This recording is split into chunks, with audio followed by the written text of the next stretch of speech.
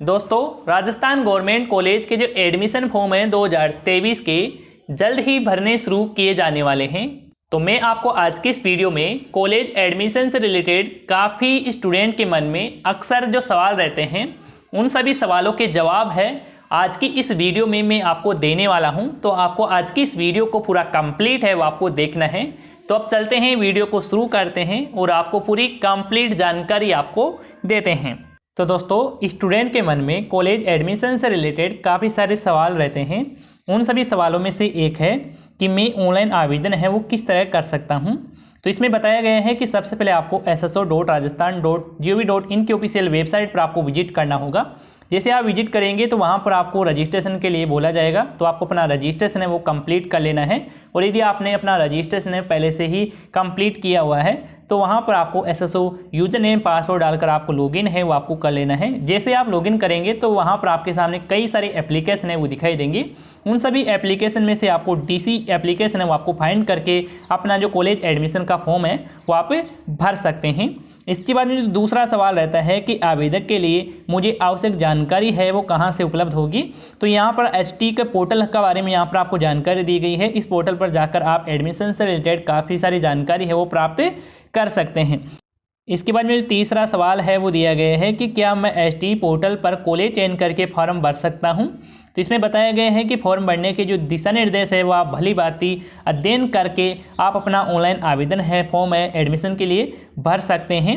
इसके अलावा चौथा जो पॉइंट दिया गया है कि क्या मैं आवेदन करने के लिए सिंगल साइन इन यानी कि SSO पोर्टल की आवश्यकता है। तो हाँ, आपको ज़रूर है, क्योंकि आप SSO पोर्टल के माध्यम से ही अपना एडमिशन का फॉर्म भर पाएंगे।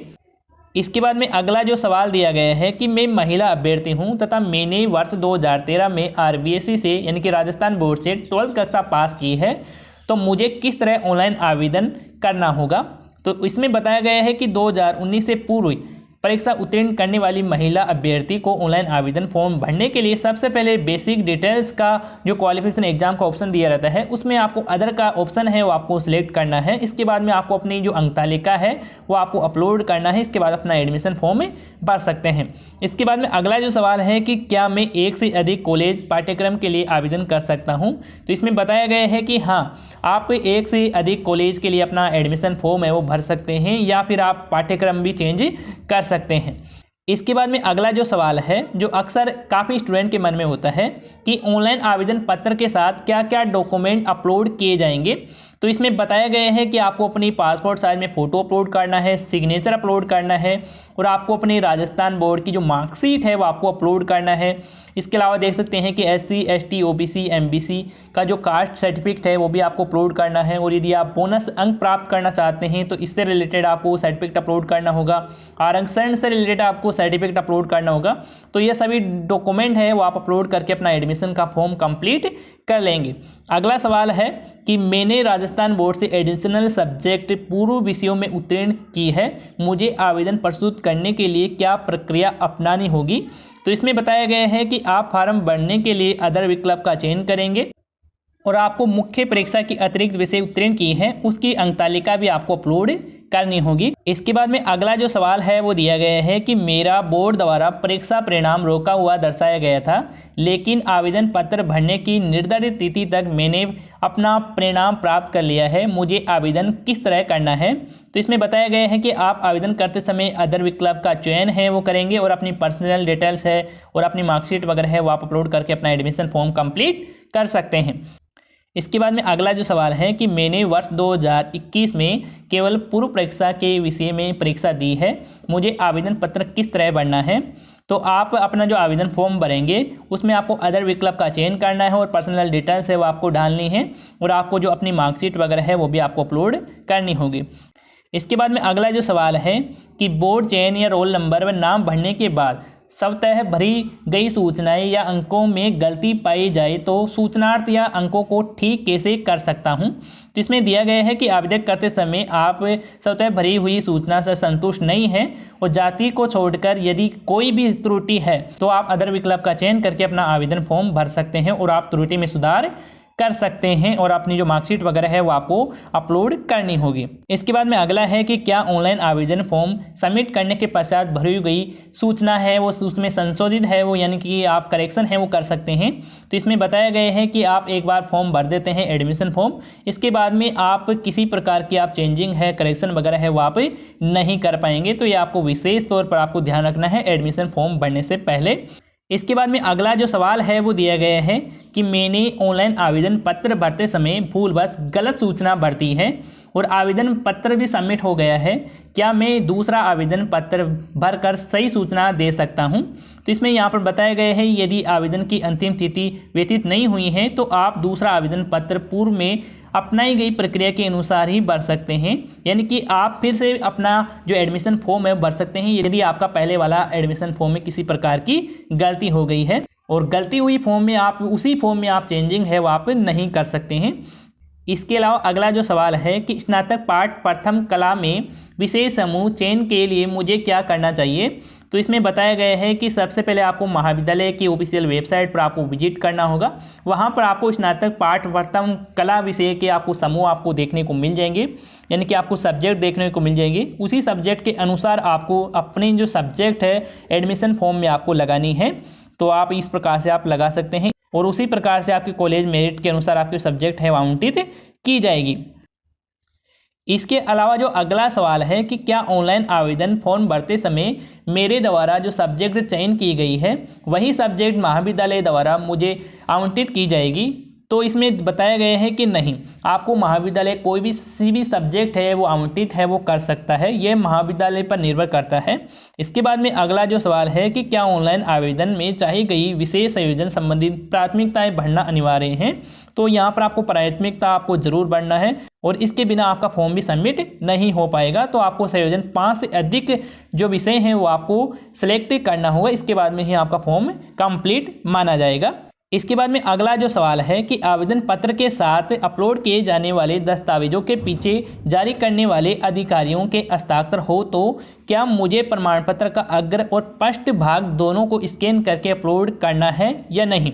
तो इसमें बताया गया है कि अग्र भाग या पृष्ठ भाग दोनों को स्कैन कर एक फाइल आपको बना लेनी है, एक फाइल बनाने के बाद में ही आपको अपलोड करना है। इसके अलावा अगला जो सवाल है कि क्या ऑनलाइन आवेदन करने के पश्चात मुझे भरे हुए आवेदन पत्र का प्रिंट आउट हार्ड कॉपी महाविद्यालय में जमा करानी है? तो इसमें बताया गया है कि आपको आवेदन फॉर्म है वो आपको जमा नहीं कराना है, वो आपको अपने पास ही आपको रखना है और आपको हार्ड कॉपी जमा कराने के लिए आपको महाविद्यालय जाने की आवश्यकता नहीं है।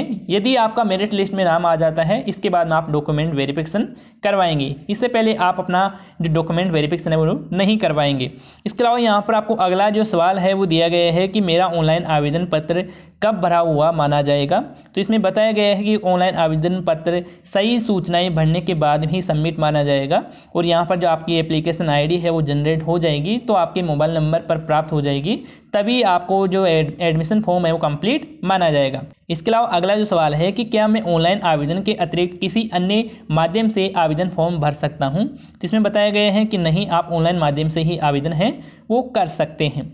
इसके अलावा अगला जो सवाल है वो दिया गया है कि मैंने ITI कोर्स उत्तीर्ण किया हुआ है, क्या मैं स्नातक पाठ प्रथम में प्रवेश ले सकता हूं?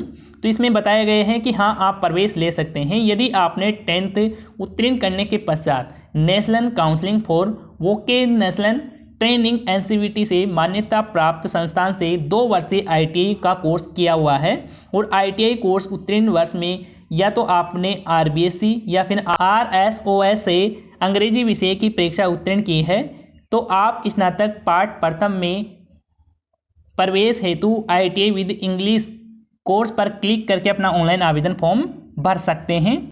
इसके बाद में अगला जो सवाल है कि मैंने पॉलिटेक्निकल डिप्लोमा कोर्स उत्तीर्ण किया हुआ है, क्या मैं स्नातक पाठ प्रथम में प्रवेश ले सकता हूं?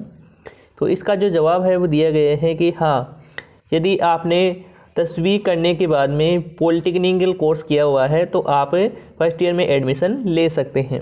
इसके अलावा अगला जो सवाल है वो दिया गया है कि ऑनलाइन आवेदन करते समय आने वाली आवेदन संबंधी समस्याओं के लिए कहाँ संपर्क किया जा सकता है?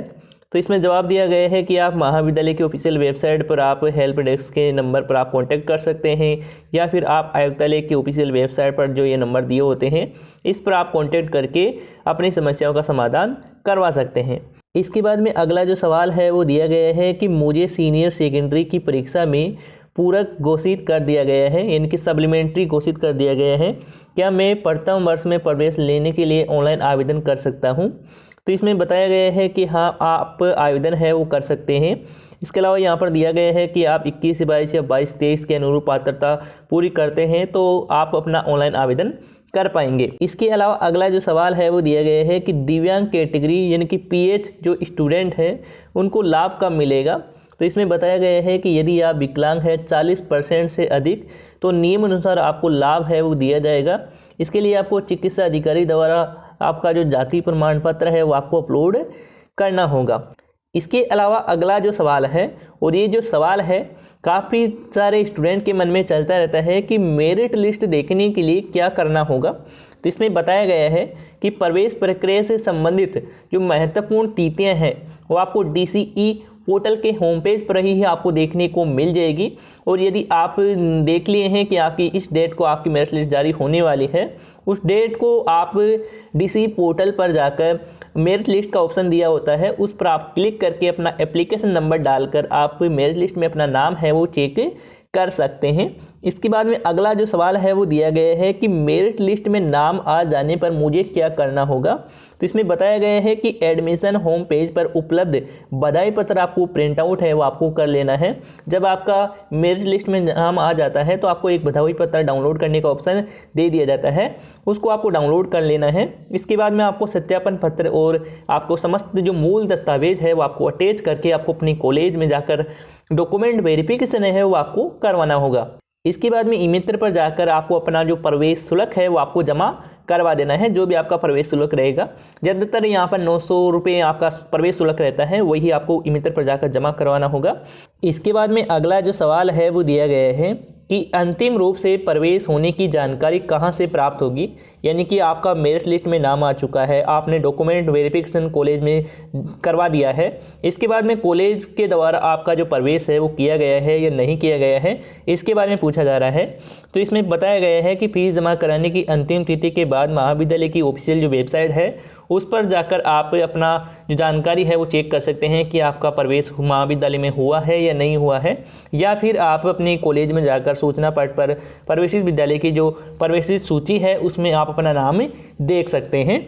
इसके बाद में अगला जो सवाल है वो दिया गया है कि क्या एडमिशन फॉर्म भरना मेरे प्रवेश की गारंटी है, यानी कि मैंने एडमिशन का फॉर्म भर दिया है तो मुझे गारंटी है कि प्रवेश मिलेगा ही मिलेगा।